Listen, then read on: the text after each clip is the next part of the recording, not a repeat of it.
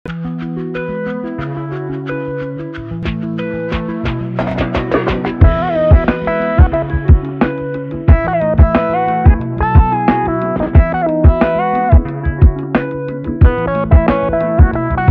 సమయం దేవుని వాక్యాన్ని మనం ధ్యానించుకుందాం. పరిశుద్ధ గ్రంథంలో నుండి ఆదికాండము 49వ అధ్యాయం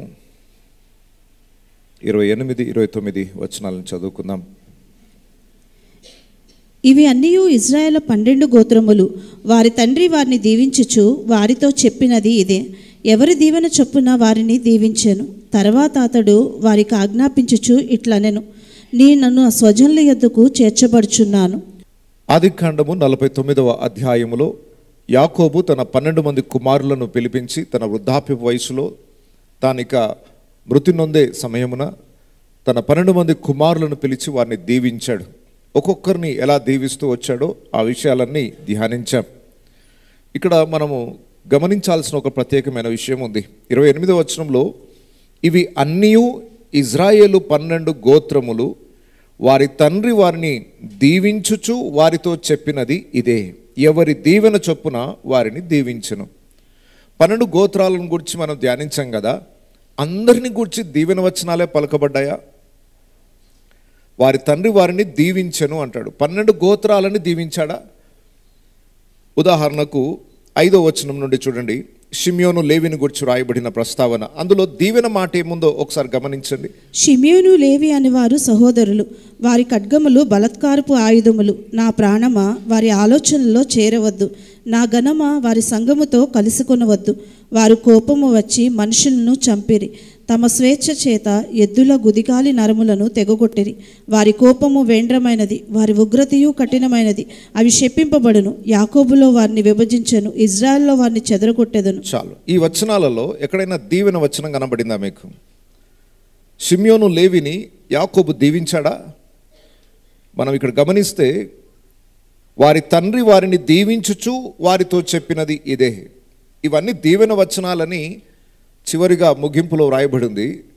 లేవి షిమ్యోనును గురించి ఏమి దీవెన వచనాలు కనబడ్డాయి? అందులో వారు చేసిన పొరపాట్లు ఎత్తి చూపించడం జరిగింది, కొన్ని హెచ్చరికలు ఇవ్వడం జరిగింది. దీవెన వచనాలు కనబడలేదు. కొంతమంది కుమారులను గురించి ఏ దీవెన వచనం లేకపోయినా 12 మందిని యాకోబు దీవించినట్టుగానే వ్రాయబడింది. ఎలా అర్థం చేసుకోవాలి దాన్ని? వాగ్దాన జనాంగములో ఎవరైతే పేర్లు నమోదు చేయబడ్డాయో వారికి దేవుడిచ్చే గద్దింపు, హెచ్చరిక కూడా దీవెననే. దీవెన అనగానే కేవలం గాడ్ బ్లెస్ యూ అనడమే కాదు, నువ్వు తప్పు చేస్తున్నావు జాగ్రత్త అని హెచ్చరించడము కూడా ఒక దీవెనలో భాగమే. దేవుని గద్దింపు, దేవుని హెచ్చరిక, అవి మన ఆత్మీయ జీవితానికి దీవెనకరంగానే ఉంటాయి. ప్రతి ఆదివారము లేదా ప్రతి ప్రార్థనా కూడికలోనికి మనం వచ్చినప్పుడల్లా దేవుడు నిన్ను ఆశీర్వదించునుగాక అనే పదాలే వినబడవు. దేవుడు కొన్నిసార్లు మన లోపాలను ఎత్తి చూపించే సందేశాలు ఉంటాయి. కొన్నిసార్లు మనము గాయపరచబడే సన్నివేశాలు ఉంటాయి. ఇలా చేయకూడదు అని దేవుడు సూటిగా మనతో మాట్లాడే విషయాలు ఉంటాయి. వాటిని గురించి ఎవరు బాధపడాల్సిన అవసరం లేదు. ఏదో ఆశీర్వాద వచనాలు వినాలని వచ్చాం, మేము చేసిన లోపాలన్నీ ఎత్తి చూపిస్తున్నారు, మా జీవితాల్లో గాయాన్ని కలుగజేస్తున్నారు అని బాధపడవలసిన అవసరం లేదు. అది దీవెనలోని భాగమే. దేవుడు తన ప్రజలలో ఉన్న లోపాలని సరిదిద్దడము దీవెనలోని భాగమే. దేవుడిచ్చే ప్రతి సందేశము తన బిడ్డలకు అది దీవెనకరమే. యాకోబు దీవించిన మాటలన్నిటిని మనం ధ్యానించాం. అవన్నీ మన జీవితంలో అన్వయించుకోగలిగితే ఆ వాగ్దానాలను స్వతంత్రించుకుంటాం. ఆ హెచ్చరికలను, గద్దింపులను కూడా స్వీకరిస్తే మన లోపాలను కూడా మనం సరిదిద్దుకోగలుగుతాం. ఇక యాకోబు యొక్క చివరి దశలో ఆయన ఉన్నాడు. 12 మంది కుమారులను దీవించిన తర్వాత ఇక మరణం పొందబోతున్న సమయమున అతనిని ఎక్కడ పాతిపెట్టాలో చెప్తున్నాడు. తనని ఎక్కడికి తీసుకొని వెళ్ళాలో తెలియజేస్తున్నాడు. 29వ వచనం చూడండి. తరువాత అతడు వారికి ఆజ్ఞాపించుచు ఇట్లనెను: నేను నా స్వజనుల యొద్దకు చేర్చబడుచున్నాను. ఎక్కడికి చేర్చబడుచున్నాడు? ఎంత అద్భుతంగా ఆ సెంటెన్స్ని ఫ్రేమ్ చేశాడో. ఒకవేళ యాకోబు ప్లేస్లో మనం ఉంటే ఏం చెప్పేవాళ్ళం? బాబు నా పని అయిపోయింది, ఇక మట్టిలో కలిసిపోతున్నాను, ఇంకా చచ్చిపోతున్నాను, బాయ్ అని చెప్పేవాళ్ళం మేము. కానీ యాకోబు చాలా అద్భుతంగా సెంటెన్స్ ఫ్రేమ్ చేశాడు. ఎక్కడికి వెళ్తున్నాడట? నేను నా స్వజనుల యొద్దకు చేర్చబడుచున్నాను. మరణాన్ని ఎంత అద్భుతంగా డిజైన్ చేశాడు యాకోబు. ఈరోజు యాక్చువల్లీ ఈ ఒక్క పారాగ్రాఫ్నే నేను ధ్యానించాలనుకున్నాను, కానీ ఎందుకో ఈ రోజుతో ఆదికాండం ముగించేస్తే కొత్త నెలలో కొత్త గ్రంథం ప్రారంభించవచ్చు అన్న ఉద్దేశంతో ఈరోజు కొంచెం ఫాస్ట్గా వెళ్ళాలనుకుంటున్నాను. నిజానికి మరలా పట్టుకుంటే ఒక్కొక్క వచనం ఒక్కొక్క ప్రసంగం అవుతుంది. మళ్ళీ ఈ సంవత్సరం కొంతకాలం ఆదికాండం గడపాల్సి వస్తుంది. ఇప్పటికే చాలా కాలం అయిపోయింది. ఇక ఆదికాండాన్ని ఈ రోజుతో ముగించేద్దామని ప్రయత్నం చేస్తున్నాను. కొంచెం స్పీడ్గా వెళ్ళే ప్రయత్నం చేస్తాను. ఈరోజు కొంచెం సమయం ఎక్కువ తీసుకునే ప్రయత్నం కూడా చేస్తాను. ఏదేమైనా ఇప్పుడు ఈ రోజుతో ఆదికాండంతో మన పని అయిపోతుంది, అనగా ధ్యానించడం. ఇంతవరకు ధ్యానించాం, ఈ రోజుతో ముగించాలని ఆశిస్తున్నాను. సరే, ఇక్కడ మనం నేర్చుకోవాల్సిన అద్భుతమైన పాఠం, ఒక విశ్వాసికి మరణము అన్న మాట భయాన్ని కలుగజేయకూడదు. ఒక విశ్వాసికి మరణం అనేది దుఃఖాన్ని కలుగజేసే సన్నివేశం కాదు. ఈ సమయంలోనే మీరు చాలా జాగ్రత్తగా వినాలి, ఎందుకంటే మరణ సమయంలో ఇవి చెప్తే అర్థం కాదు. చాలామంది చావు కార్యక్రమాల్లో ప్రసంగం చేయమంటారు, కానీ అప్పుడు ఎవరు వినరు. అమ్మా ఏడవకండి, కాసేపు 2 మాటలు వినండి అంటే ఆ టైంలో విన్నా వాళ్ళకేం ఎక్కదు మనసులోకి. నీకేం తెలుసారు మా బాధ. ఆ సిచ్యువేషన్లో ఏదో ఆచారబద్ధంగా 2 పాటలు పాడాలి, ఒక వాక్యం చెప్పాలి, అంతే తప్ప అక్కడున్నవారు విని దాన్ని విశ్వసించి నిరీక్షణ కలిగి ధైర్యం తెచ్చుకొని ఓదార్పు పొందుతారనే గ్యారెంటీ లేదు. కానీ దేవుని మందిరంలో మనం కూర్చున్నప్పుడే దేవుని వాక్యము చేత మన జీవితాలు కట్టబడితే ఆ సిచ్యువేషన్ వచ్చినప్పుడు ధైర్యంగా మనని మనం బలపరుచుకొని ఓదార్పు పొందగలుగుతాం, నిరీక్షణ కలిగి ఉండగలుగుతాం. చూడండి, మరణమునకున్న డెఫినేషన్ యాకోబు ఇచ్చేది ఏంటంటే, మనము మన స్వజనుల యొద్దకు వెళ్ళుట. ఇక్కడున్న బంధువులను విడిచిపెట్టి మనకంటే ముందున్న బంధువుల దగ్గరికి వెళ్తున్నాం అంతే. హాలిడేస్ వచ్చాయి సార్, ఎక్కడికి వెళ్తున్నారంటే మా బంధువుల ఇంటికి వెళ్తున్నాం. ఎంత సంతోషమో పిల్లలకి. హాలిడేస్కి మా ఊరికి వెళ్తున్నాం. ఇక్కడ అందరిని వదిలేసి ఎక్కడికి వెళ్తున్నారంటే అక్కడ మా తాత వాళ్ళు ఉంటారు, మా బంధువులు ఉంటారు. ఎంత ఆనందంగా ప్రయాణం చేసుకుంటూ వెళ్తున్నారు ఇక్కడ నుండి మా బంధువుల దగ్గరికి. ఇక్కడున్న బంధువులు స్నేహితులను విడిచిపెట్టి ఎక్కడో ఊర్లో ఉన్న బంధువుల స్నేహితుల దగ్గర వెళ్ళేటప్పుడు ఎంత ఆనందంగా వెళ్తారో ప్రతి విశ్వాసి గుర్తుపెట్టుకోండి, ఈ లోకంలో నా అన్న వారిని అందరిని మనం వదిలేసి మనకంటే ముందున్న మన బంధువులు, మన స్నేహితులు, రక్షింపబడిన వాళ్ళు, భక్తులు, వాళ్ళ దగ్గరికి వెళ్తున్నాం మనం. ఇది ఆనందించదగిన గొప్ప విషయం. ఒక ప్లేస్ షిఫ్ట్ అవుతున్నాం అంతే, అడ్రస్ మారుతుంది అంతే. ఇంత మునుపు ఇక్కడ ఉండే వాళ్ళు, ఇప్పుడు అడ్రస్ మారింది.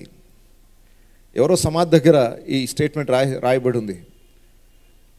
ఆయన పేరు రాసి అడ్రస్ చేంజ్డ్ అని పెట్టారు అంతే. Address change to heaven. ఆయన పరలోక రాజ్యానికి అడ్రస్ మార్చబడింది. మరణం అనేది అడ్రస్ చేంజ్ మాత్రమే. మరణం అనేది ఒక వ్యక్తి పూర్తిగా లేకుండా అంతరించిపోవడం కాదు. ఒక సమాజాన్ని విడిచిపెట్టి ఇంకొక సమాజం దగ్గరికి వెళ్ళడం. మనకు బాధాకరంగా అనిపించవచ్చు, నా అన్న వాళ్ళందరూ వదిలేసి వెళ్ళిపోతున్నారు. మీకు అర్థం కావట్లేదు, అంతకంటే నా అన్న అనుకున్న వాళ్ళని దగ్గరికి మనం కలవడానికి వెళ్తున్నాం. శ్రేష్టమైన భక్తుల సమూహంలోనికి వెళ్తున్నాం. దేవుని ప్రథమ ఫలముగా ఉన్న సంఘానికి గొప్ప గొప్ప పితామహులు ఉన్నారు. అబ్రహాము దగ్గర మొదలుకొని మనము భక్తులందరినీ కలవడానికి వెళ్తున్నాం. ఇది ఆనందకరమైన సన్నివేశం. ఇది నేను నా స్వజనుల యొద్దకు వెళ్తున్నాను, నా పితరుల యొద్దకు వెళ్తున్నాను. నాకంటే ముందున్న భక్తులను గురించి ఎప్పుడో బైబిల్లో చదువుకున్నాను, కానీ ఇప్పుడు వాళ్ళని కలవడానికి వెళ్తున్నాను. జీవితంలో అదొక గొప్ప భాగ్యంగా భావించిన వాడు, ఈ ఆత్మీయ సత్యాన్ని గ్రహించిన వాడు మరణాన్ని వెల్కమ్ చేస్తాడే తప్ప, మరణం అంటే గుండె బద్దలైపోయి, ఇప్పుడే మరణ వార్త వినగానే గుండె బద్దలు అయిపోతాయి కొంతమందికి. మరణ వార్త వింటే చాలు హార్ట్ అటాక్స్ వచ్చేస్తున్నాయి. అంత బలహీనం అయిపోయింది ఈరోజు మనిషి జీవితం. దయచేసి గమనించండి, మరణానికి ఉన్న బలాన్ని ఎప్పుడో దేవుడు కొట్టివేశాడు. కాబట్టి మరణం అనే మాట క్రైస్తవునికి భయాన్ని కలగజేయకూడదు. బస్సు వచ్చి రెడీగా ఉంటే వెళ్ళిపోవడం రెడీగా ఉన్నట్టే. సో కాబట్టి అలాగని మిమ్మల్ని ఇప్పుడు ఎవరిని భయపెట్టట్లేదు నేను, బట్ సిద్ధపడి ఉండండి. దేవుని పిలుపు ఎప్పుడొచ్చినా అమ్మో అని భయపడి పిరికితనంతో వెనకడుగు వేయాల్సిన అవసరం లేదు. ఎందుకంటే మరణ భయము గల మనలను మరణ బలము గల వాని చేతిలో నుండి యేసయ్య ఎప్పుడో విడిపించేశాడు. ఇంకా ఆ పిరికితనంతో ఎందుకు ఉండాలి మనం? ఒకప్పుడు మరణం తర్వాత ఏంటో తెలియని కాలంలో, అజ్ఞాన కాలంలో ఏమో అయిపోతుంది అనుకున్నాం.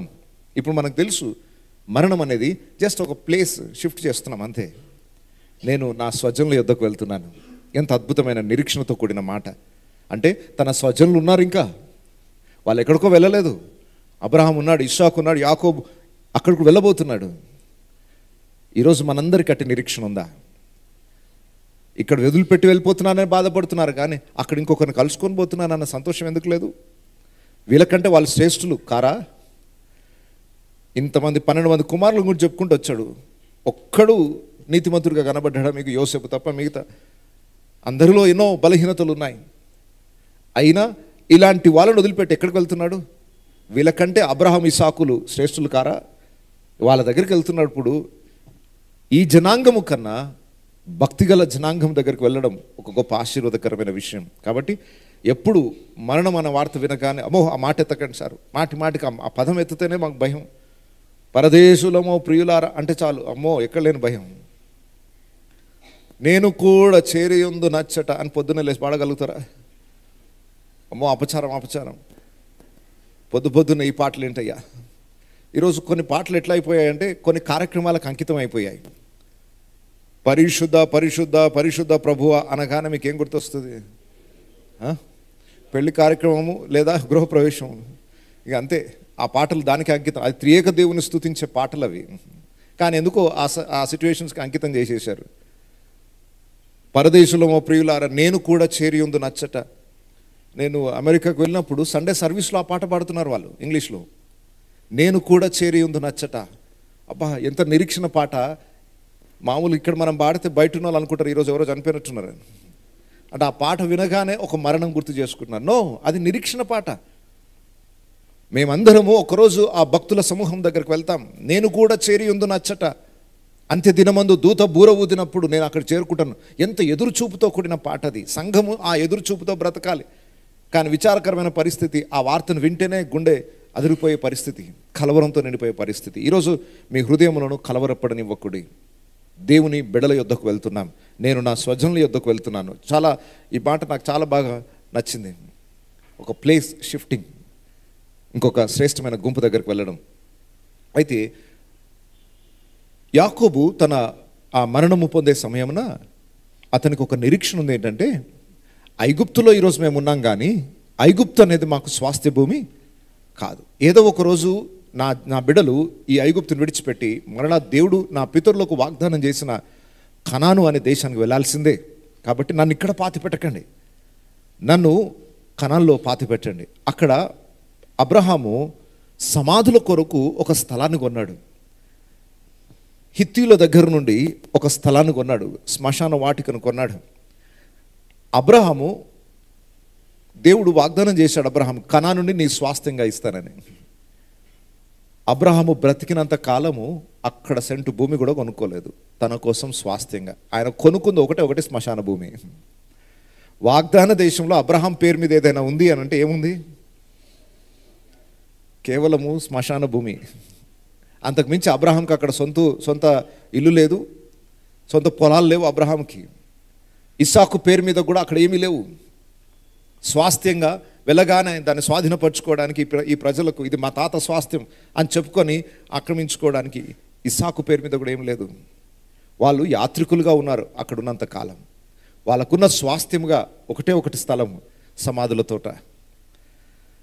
యాకోబు అంటున్నాడు, నా తండ్రి లేదా అబ్రహాము అక్కడ ఒక స్థలాన్ని కొన్నాడు, ఆ షారా కొరకు కొన్నాడు, కానీ వారి వంశమంతా కూడా అక్కడే పాతి పెట్టాలని ఆశించారు.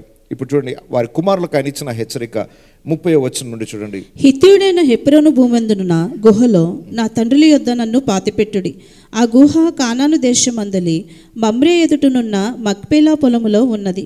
అబ్రహాము దానిని ఆ పొలమును హిత్తీయుడగు హెబ్రోను యొద్ద శ్మశాన భూమి కొరకు స్వాస్థ్యముగా కొనెను.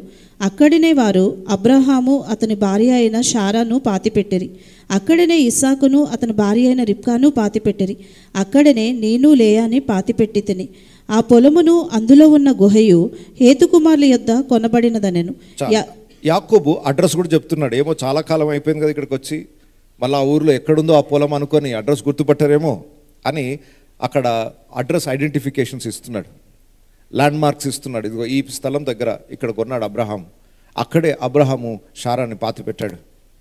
అక్కడే ఇస్సాకు రిబ్కాని పాతి పెట్టాడు. అక్కడే నేను లేయాని పాతి పెట్టాను, నన్ను కూడా తీసుకెళ్ళి అక్కడే పెట్టండి. ఎందుకో అంతగా ప్రేమించే రాహేల్ దగ్గర పెట్టమని లేదు. రాహేల్ అడ్రస్ వేరు, ఆమెను వేరే దగ్గర పాతి పెట్టారు. వారు ప్రయాణంలో ఉండగా ఆమె చనిపోయింది, ఆమెను వేరే దగ్గర పాతి పెట్టారు. కానీ సమాధి దగ్గరకు వచ్చేసరికి ఎక్కడ పాతి పెట్టమని అడుగుతున్నాడు? ఎక్కడ లేయాని పాతి పెట్టాడు. ఎందుకంటే లీగల్ వైఫ్, ఫస్ట్ చట్టరీత్యా అతనికి మొదటిగా అనుగ్రహించబడిన భార్య లేయా, అక్కడే పాతి పెట్టబడాలి అని యాకోబు కూడా తన పితరులు ఎక్కడ పాతి పెట్టబడ్డారో అదే స్థలంలో పాతి పెట్టబడాలని ఆశించాడు. ఒకే ఒక కారణం, ఎక్కడ పాతి పెట్టబడినా ఒకరోజు తిరిగి లేస్తాం. కానీ యాకోబుకున్న నిరీక్షణ ఏంటంటే ఐగుప్తు అనేది మా స్వాస్థ్యం కాదు, ఐగుప్తులో మేము ఉండము, ఏదో ఒకరోజు దేవుడు మాకు వాగ్దానం చేసిన స్థలానికి వెళ్తాం, కాబట్టి అక్కడే నా కుటుంబీకులు నా తర్వాత తదనంతరం పిల్లలందరూ ఆ స్థలమందే స్వాస్థ్యంగా సంపాదించుకుంటారన్న నిరీక్షణను బట్టి తన డెడ్ బాడీని అక్కడ పాతి పెట్టమని కోరాడు. అయితే ఇవన్నీ చెప్పి ఎంత అద్భుతమైన ముగింపుని ఆయన పొందాడు. చూడండి 33వ వచనం. యాకోబు తన కుమారులకు ఆజ్ఞాపించుట చాలించి మంచము మీద తన కాళ్ళు ముడుచుకొని ప్రాణము విడిచి తన స్వజనుల యొద్ద చేర్చబడెను. రైట్, ఈ టైమింగ్స్ చూడండి.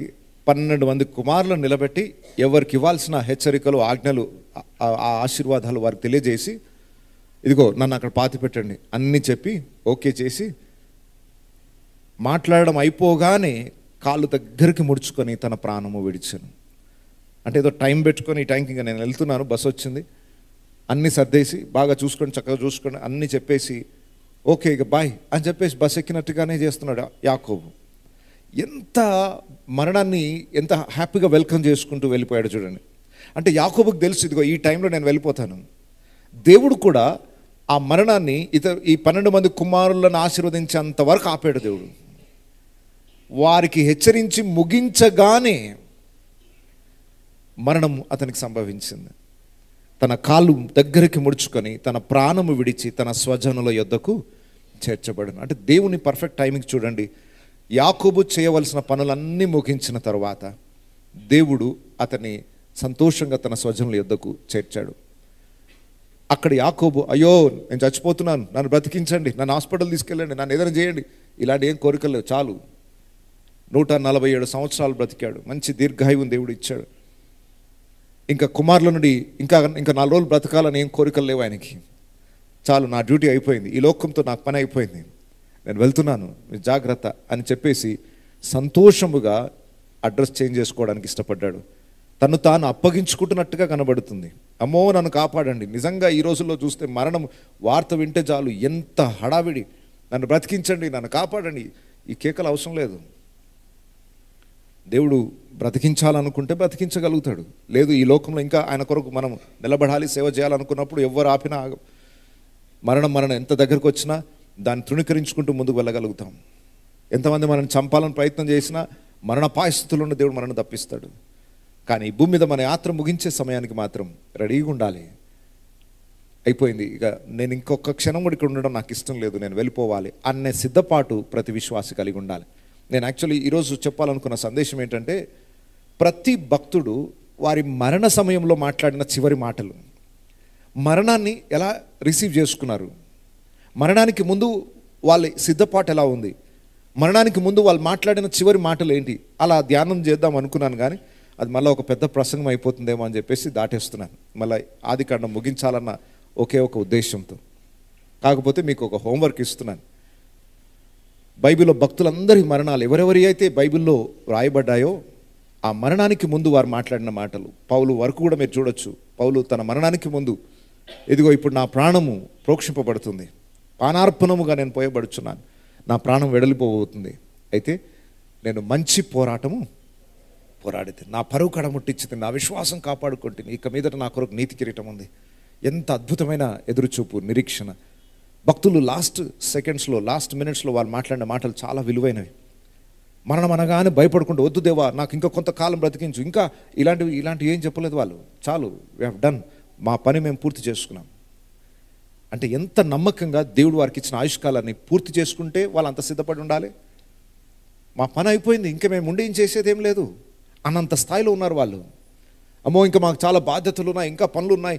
అదే కదా చాలామంది హడావిడి. అయ్యా పిల్లలు చిన్నవాళ్ళనైనా వాళ్ళకి ఇంకా పెళ్ళిళ్ళు కాలేదు నాయన, వాళ్ళకి ఇంకా ఉద్యోగాలు రాలేదు నాయన, కొన్ని 4 రోజులు బ్రతికించి అంటే వాళ్ళ కోరిక అంతా ఏంటంటే వాళ్ళ పిల్లల్ని పెద్ద చేసి బాధ్యతలు ఉన్నాయి. భక్తుల జీవితంలో వారికి దేవుడు పెట్టిన బాధ్యతల్ని ముగించేశారు. ఇంకా మేము బ్రతికి ఉండి చేసేదేం లేదు. దేవుడు మాకు అప్పగించిన పని మా ఆయుష్కాలంలో దాన్ని పూర్తి చేసేసాం. వారి ఆయుష్కాలాన్ని వేస్ట్ చేసుకోలేదు, వాళ్ళు దాన్ని సద్వినియోగం చేసుకున్నారు. తద్వారా దేవుని పిలుపుకు సిద్ధంగా ఉన్నారు. ఈరోజు మనందరం కూడా సజీవ లెక్కలో ఉన్నాం.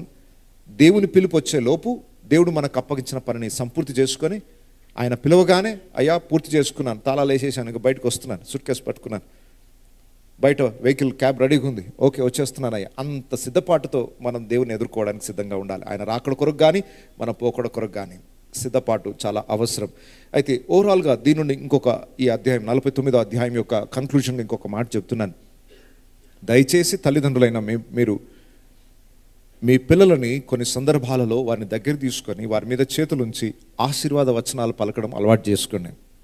వాళ్ళు పెద్దవాళ్ళైనా కూడా మీరు ఈ లోకాన్ని విడిచిపెట్టి వెళ్ళక మునుపు ఖచ్చితంగా మీ పిల్లల్ని దగ్గర తీసుకొని వారి మీద చేతులుంచి వారి మీద ఆశీర్వాద వచనాలు పలకండి.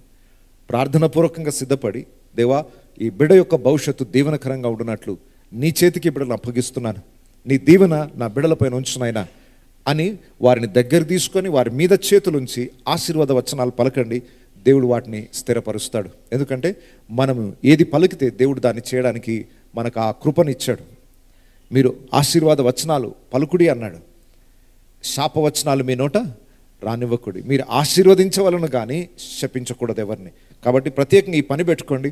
పిల్లల్ని దగ్గర తీసుకొని వారి మీద చేతులుంచి, వాళ్ళు ఇప్పటికి 40 సంవత్సరాలు అయిపోయి ఉండొచ్చు, మీ పిల్లలు 50 సంవత్సరాలు అయిపోయి ఉండొచ్చు, అయినా వారిని దగ్గర తీసుకొని వారి మీద చేతులుంచి ఆశీర్వాద వచనాలు వారి మీద పలకండి. అవి వారికి ఎంతో ఉపయోగపడతాయి.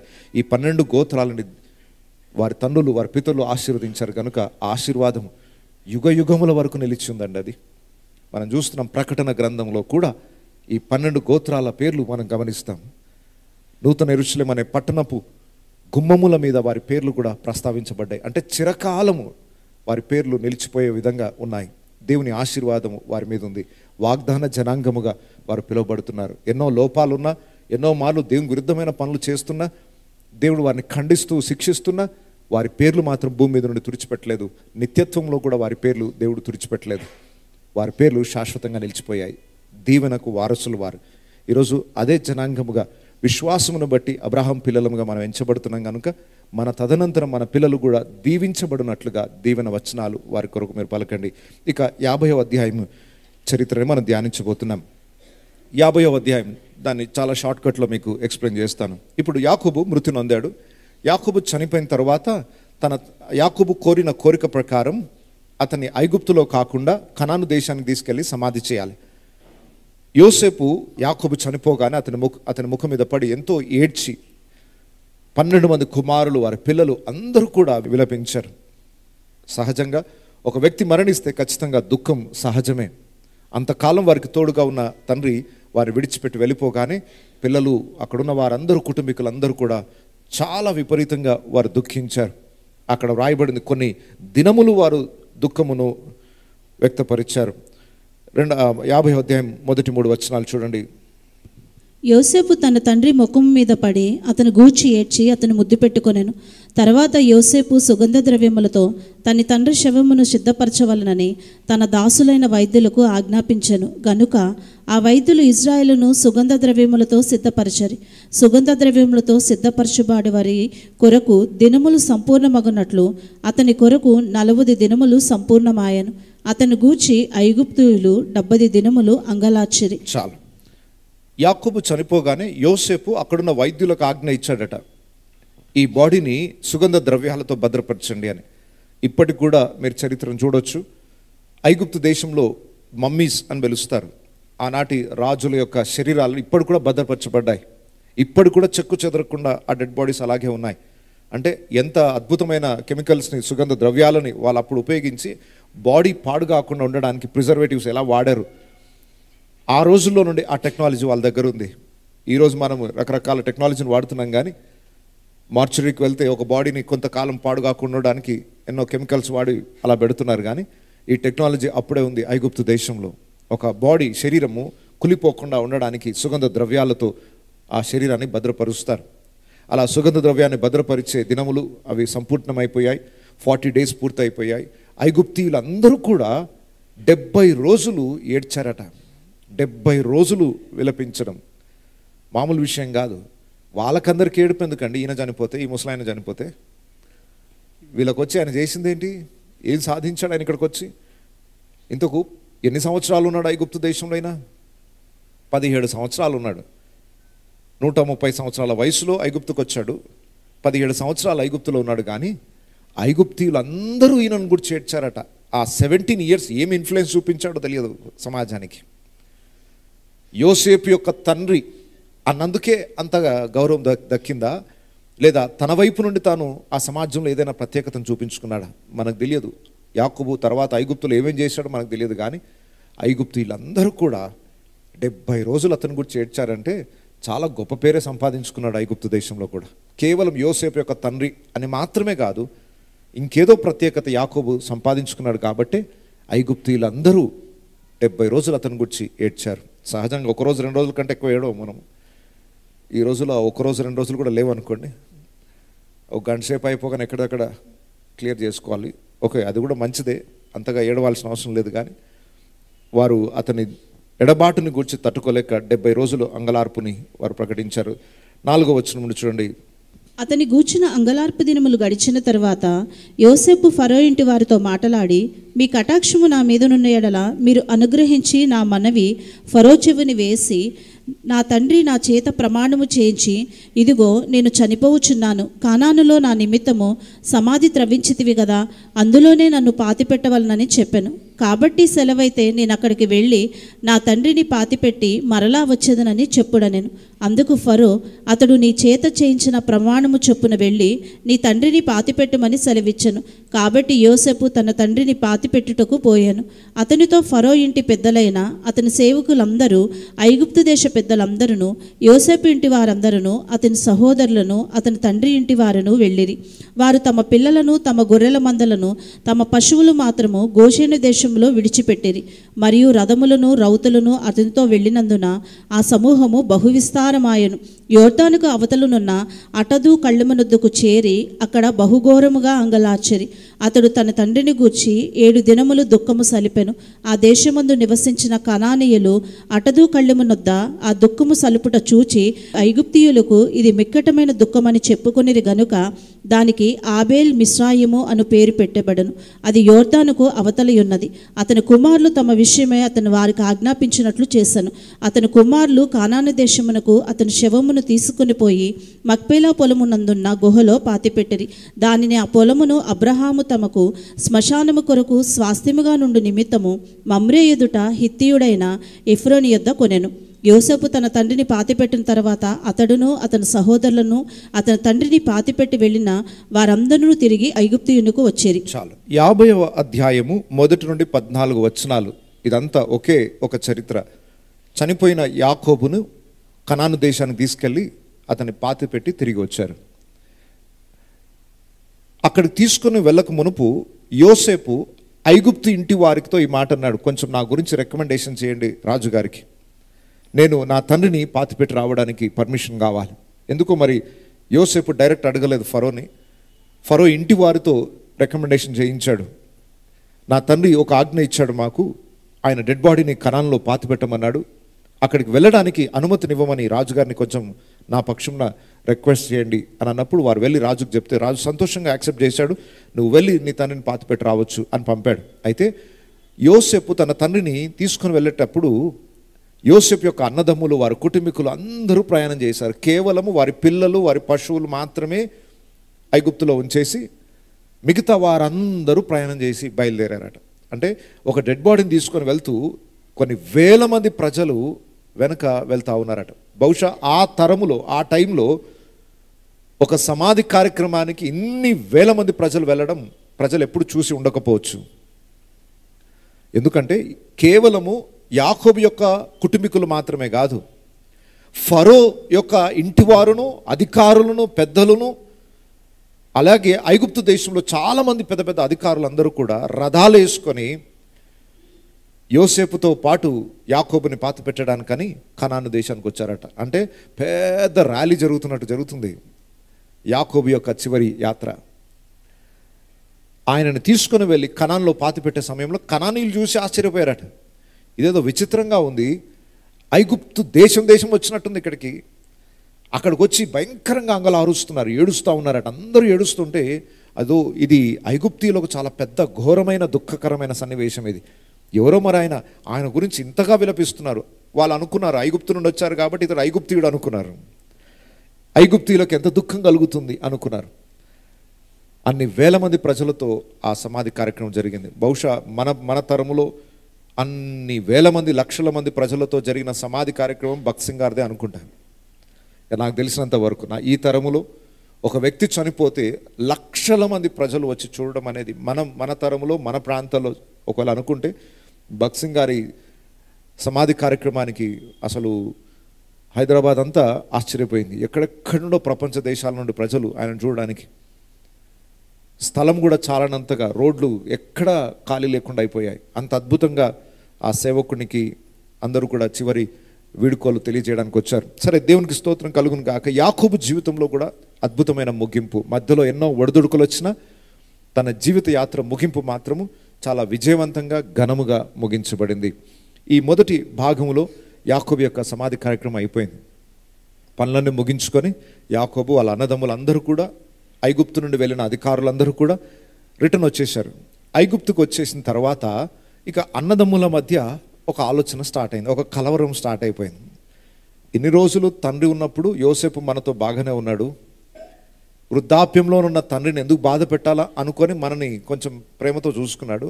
ఇప్పుడు మన తండ్రి లేడు కదా, యోసేపు మనం చేసిన ద్రోహాన్ని మనసులో పెట్టుకొని కక్ష గట్టి మనని ఏమైనా హాని చేస్తాడేమో అని ఒకరినొకరు మాట్లాడుకుంటూ కలవరపడుతూ ఉన్నారు.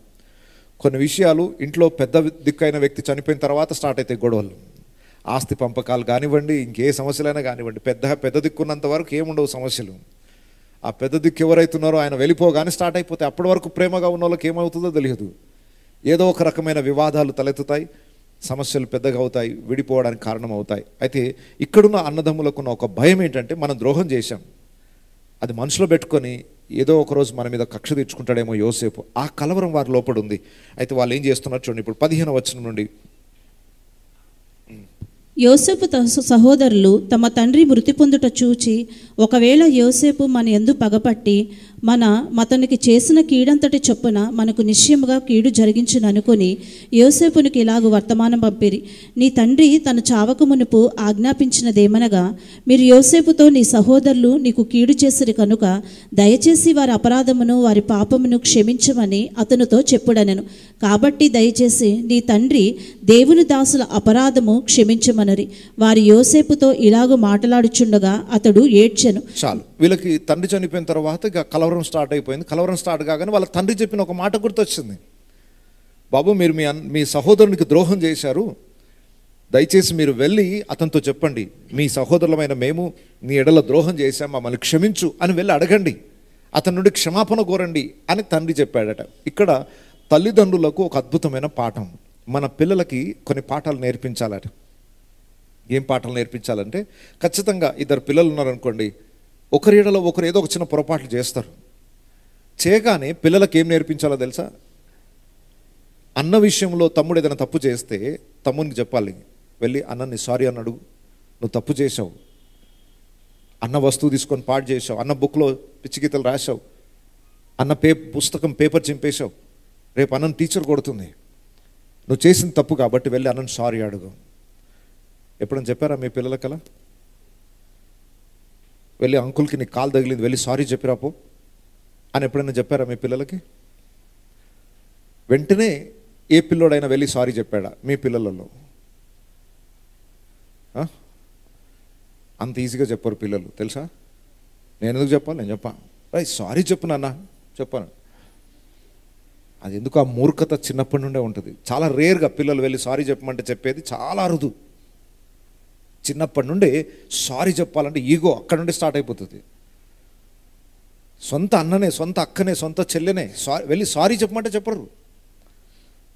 వాడు తప్పుని సమర్థించుకునే ప్రయత్నమే చేస్తాడు, కానీ క్షమాపణ అడగరు. కానీ పిల్లలకు నేర్పించాలి, ఏదైనా మన వైపు నుండి ఏదైనా మిస్టేక్ జరిగితే, సొంత అన్న కావచ్చు, తమ్ముడు కావచ్చు, ఎవరైనా కావచ్చు, వెళ్ళి సారీ చెప్పండి.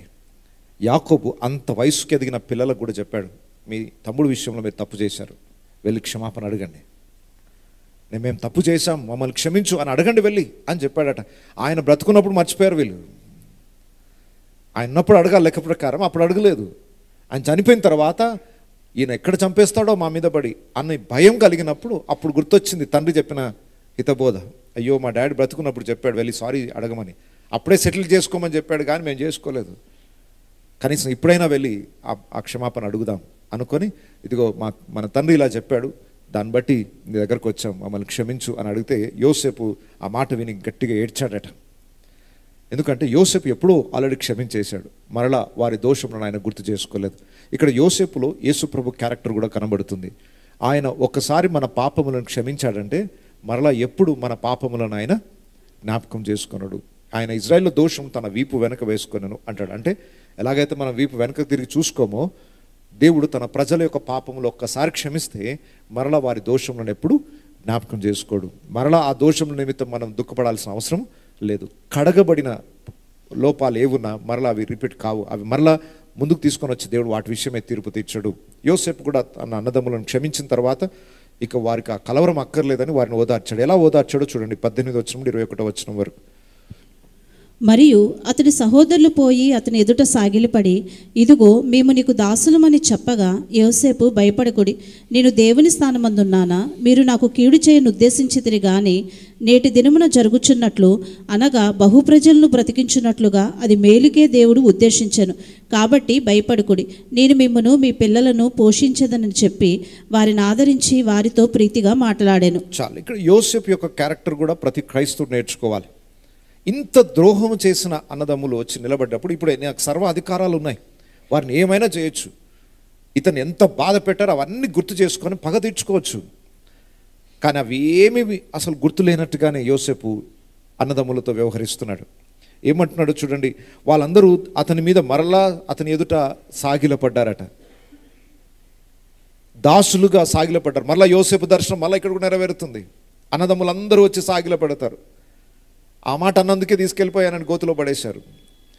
ఇప్పుడు యోసేపు ఏం అడగక మునిపే వాళ్ళే వచ్చి దాసులుగా కాళ్ళ మీద పడిపోయి, మేము నీ దాసులం, నీ బానిసలం అని అతని కాళ్ళ మీద పడిపోతున్నారు. యోసేపు ఒక మంచి మాట అన్నాడు, నేనేమైనా దేవుణ్ణా అంటున్నాడు. భయపడకుడి, నేను దేవుని స్థానమందున్నానా మీకు తీర్పు తీర్చడానికి కానీ, లేదా మీరు నా కాళ్ళ మీద పడగానే నేనేదో పైనుండి వచ్చిన దేవుని గొప్ప వ్యక్తిలాగా నేను మిమ్మల్ని ఆశీర్వదించడం లేదా మిమ్మల్ని క్షమించడం అనేది అంత పెద్దోని కాదు, నేను దేవుని స్థానంలో లేను అని ఎంతగా యోసేపు తగ్గించుకుంటున్నాడో మనకి ఇక్కడ కనబడుతుంది.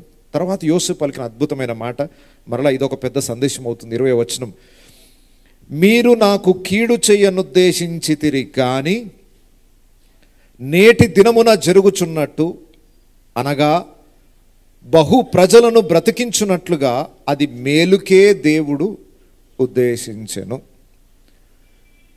నీ జీవితంలో దేవుని యందు నువ్వు భయభక్తులు కలిగి జీవిస్తున్నప్పుడు నీకు కీడు చేయవలనని ఎంతమంది తలపెట్టినా ఆ కీడుని దేవుడు ఎప్పుడు కూడా నీ మేలు కొరకే మార్చగలడు.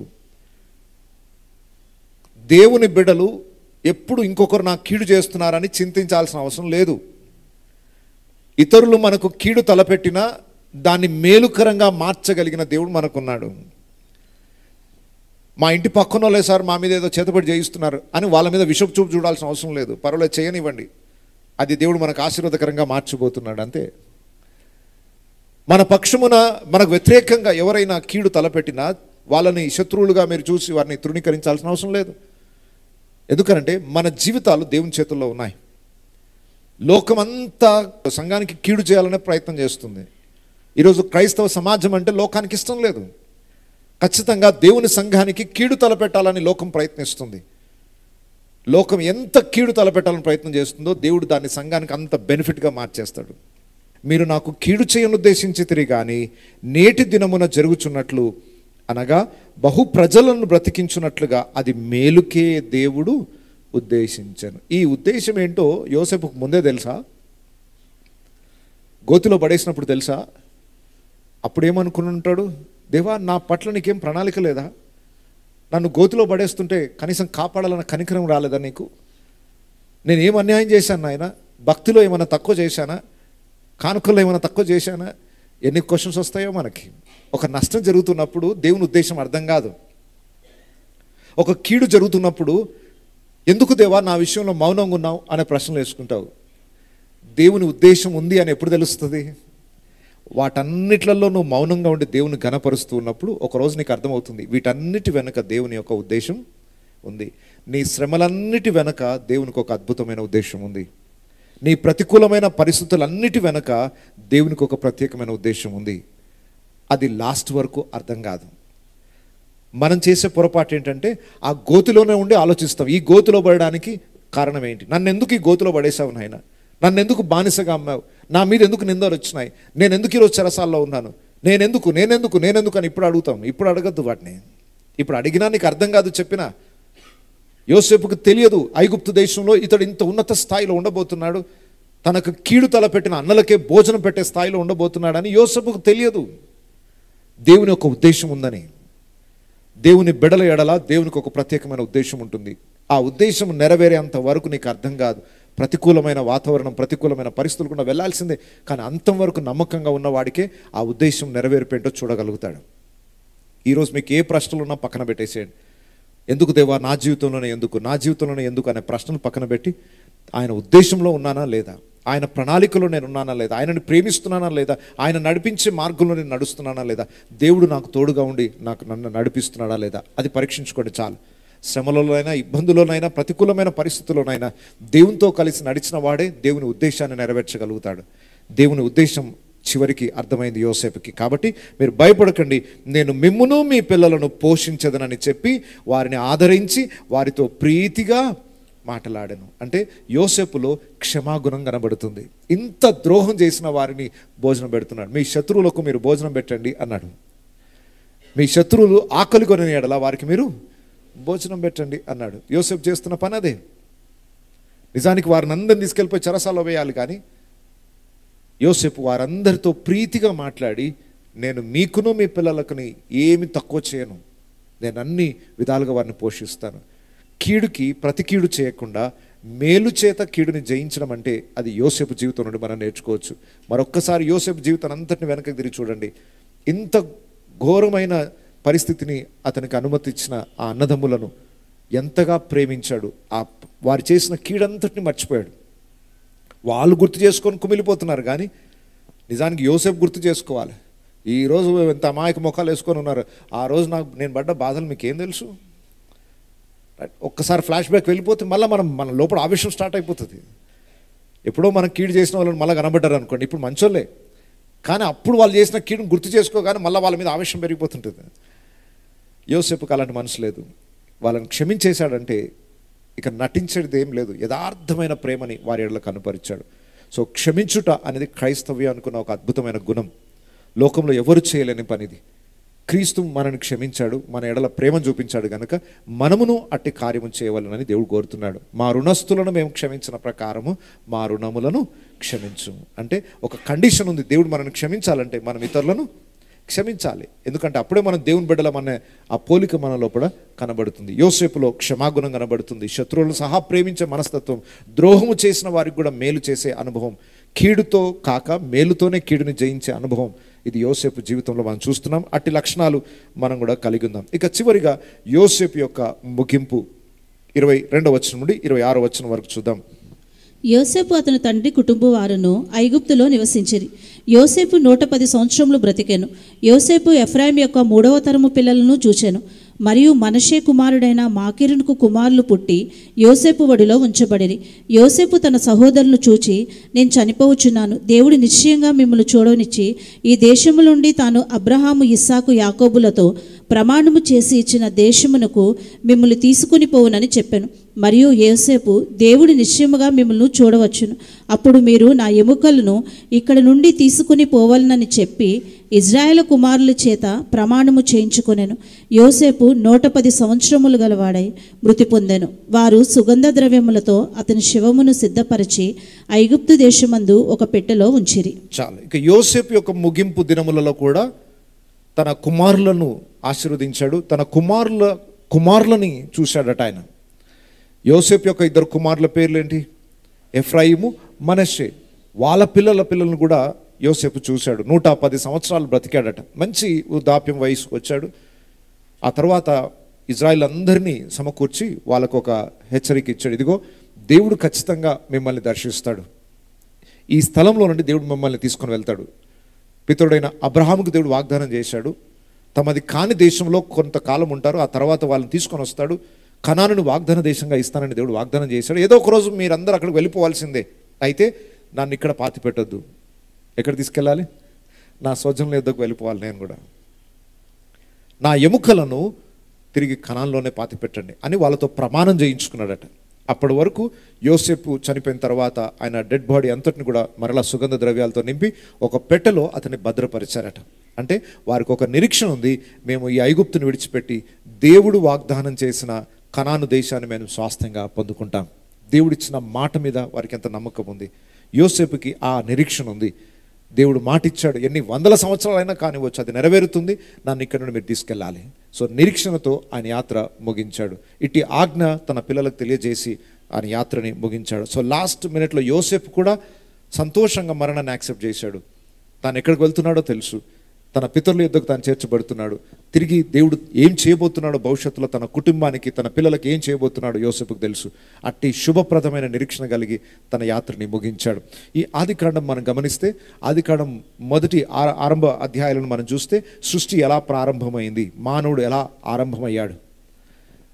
ఆదికాండం ముగింపుకు వచ్చేసరికి ఇక్కడ నుండి మానవుడు మరలా దేవుని యొద్దకు ఎలా వెళ్తున్నాడు, మానవుడు ఎలా సృష్టింపబడ్డాడు, మానవుడు ఈ లోకాన్ని విడిచిపెట్టి ఎక్కడికి వెళ్తున్నాడు. ఆరంభం అంతం మొత్తం తెలియజేసే గ్రంథమే ఆదికాండం. ఆరంభ జీవితం, ముగింపు జీవితం, మధ్యలో ఎన్నో ఒడిదొడుకులు ఉంటాయి, కానీ చివరి ముగింపు ఆశీర్వాదకరంగా ఉండాలి. యాకోబు, యోసేపు వీరందరూ కూడా దేవుని రాజ్యానికి సిద్ధపడి వెళ్ళారు.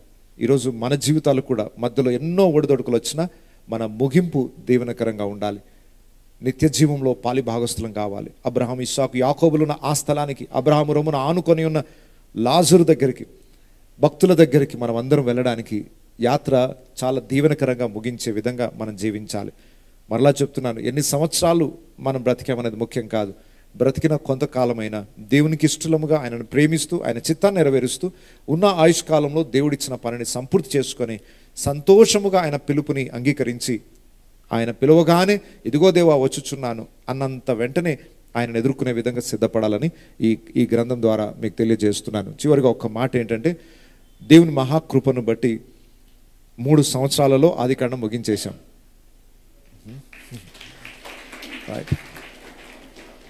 ఎంతమంది ఆదికాండం చేత నిజంగా దీవించబడ్డారు? ఆదికాండం సందేశాలు మీతో మాట్లాడిన సందర్భాలు ఏమైనా ఉన్నాయా? మీ వ్యక్తిగత జీవితాన్ని తాకిన సందర్భాలు ఏమైనా ఉన్నాయా? ఏదో చరిత్రలే అనుకొని విన్నారా? లేదా మీ లైఫ్ ఇష్యూస్కి సంబంధించిన ఏమైనా దేవుడు మీతో మాట్లాడా? అయితే నేను స్పష్టంగా చెప్పగలను, మీరు ఆదికాండం ప్రసంగాలన్నీ మర్చిపోయారు కదా? ఏం గుర్తున్నాయి చెప్పండి? 14వ అధ్యాయంలో ఏముంది చెప్పండి? నాకు తెలుసు అన్నీ మర్చిపోయారు.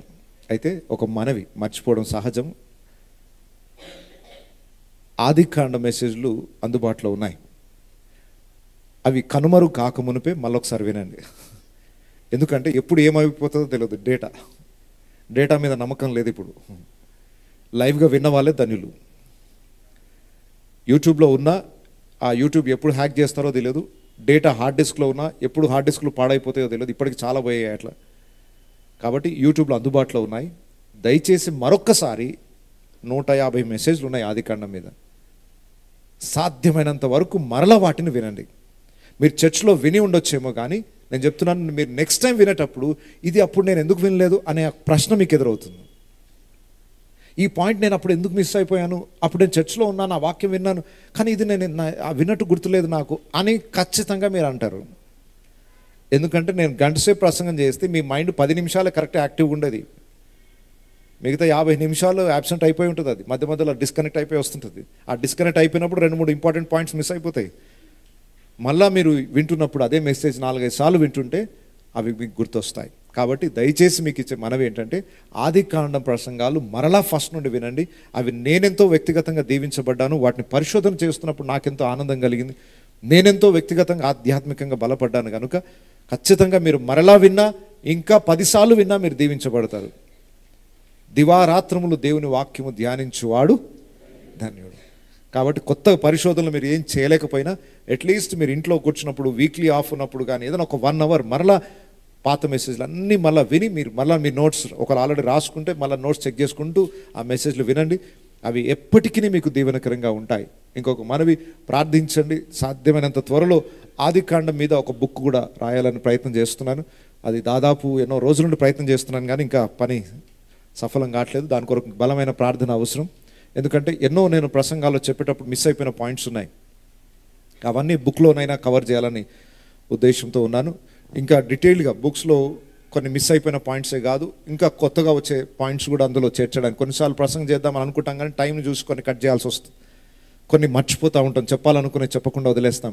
అవన్నీ దేవుడు గుర్తు చేసినంత వరకు వాటిని పుస్తకంలో అమర్చాలని ప్రయత్నం చేస్తున్నాను. అది ఎన్ని సంవత్సరాలు పడుతుందో నాకు తెలియదు, కానీ మొత్తానికి ఆ పుస్తకం అయితే రెడీ కావడానికి ప్రార్థన చేయండి. దేవుని చిత్తమైతే ఇప్పుడు నెక్స్ట్ మంత్ నుండి నిర్గమకాండము మనం ప్రారంభించబోతున్నాం. ఖచ్చితంగా నిర్గమకాండం కూడా దీవెనకరంగానే ఉంటుంది. ఎందుకంటే ఇది కూడా దేవుడే రాయించాడు కాబట్టి. ఇంకా చెప్పాలంటే ఇది కూడా మోషే చేతనే రాయబడింది కాబట్టి. బైబిల్లో ఉన్న ప్రతి గ్రంథము పరిశుద్ధాత్మ చేత రాయబడింది కనుక ఏ గ్రంథానికి ఆ గ్రంథానికి ప్రత్యేకత ఉంది. ఆదికాండం అయిపోయింది కదా, ఇంకా అంత ఇంట్రెస్టింగ్గా నిర్గమకాండం ఉండకపోవచ్చు అనుకుంటున్నారేమో. ఏ గ్రంథానికి ఆ గ్రంథానికి ప్రత్యేకత ఉంది. ఎంజాయ్ చేస్తారు. బలమైన ఆహారం, మంచి బిర్యానీ, మంచి అద్భుతమైన ఆహారం బైబిల్లో ఉంది. కొవ్వు మెదడు దొరికినంత ఆనందించే ఆ భాగ్యం దేవుడు మీకు ఇచ్చాడు. సద్వినియోగం చేసుకోండి. నిర్గమకాండం సీరియల్ నెక్స్ట్ వీక్ స్టార్ట్ కాబోతుంది. సీరియల్ మిస్ కాకండి. అందరం తల్లు వంచుతాం, కళ్ళు మూసుకుందాం.